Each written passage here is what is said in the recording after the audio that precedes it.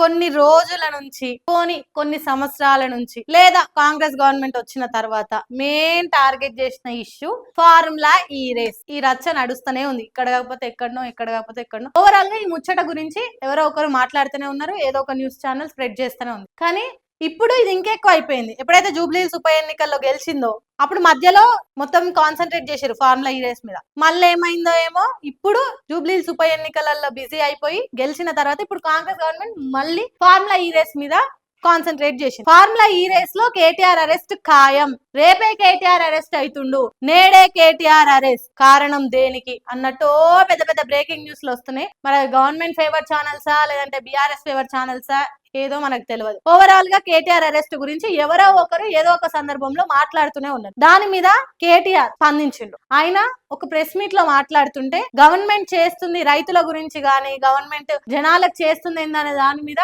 KTR press meet పెట్టి మాట్లాడుతుంటే అందులో ఒక విలేకరుండి ఫార్ములా ఈ రేస్ గురించి తీసిండు. అప్పుడు కేటీఆర్ చాలా సున్నితంగా స్పందించిండు. చట్టం తన పని తాను చేసుకుంటూ వెళ్ళిపోతుంది, మన పని మనం చేసుకుందాం, ముందు మనం వచ్చిన పని చేద్దాం. ఒకవేళ నేను ఈ ఫార్ములా ఈ రేస్ గురించి మాట్లాడితే అందరిని అనలేడు, గవర్నమెంట్ కి రక్షణ కవచం లాగా కొన్ని ఛానల్స్ పనిచేస్తున్నాయి అన్నాడు. ఎస్, అది నిజమే, ముమ్మాటికి నిజమే. ఎందుకంటే ఒకప్పుడు కాంగ్రెస్ గవర్నమెంట్ అధికారంలో లేనప్పుడు గవర్నమెంట్ కి యాంటీ మాట్లాడిన మీడియా ఛానల్స్ ఇప్పుడు గవర్నమెంట్ గెలిచిన తర్వాత గవర్నమెంట్ పక్షాన నిలబడి గవర్నమెంట్ ని సపోర్ట్ చేస్తున్నాయి. అది ప్రతి రాజకీయ పార్టీకి, ప్రతి అధికార పార్టీలో అది జరుగుతుంది, అది కామన్.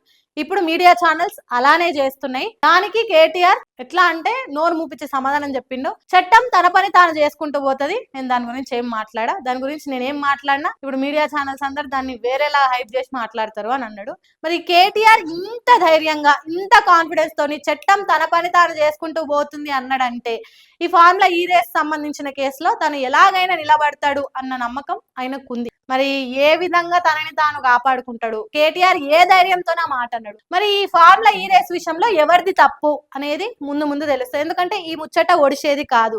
ఇప్పుడు గవర్నమెంట్ కాన్సన్ట్రేషన్ మొత్తం ఈ ఫార్ములా ఈ రేస్ అండ్ కేటీఆర్ అరెస్ట్ మీద ఉంది.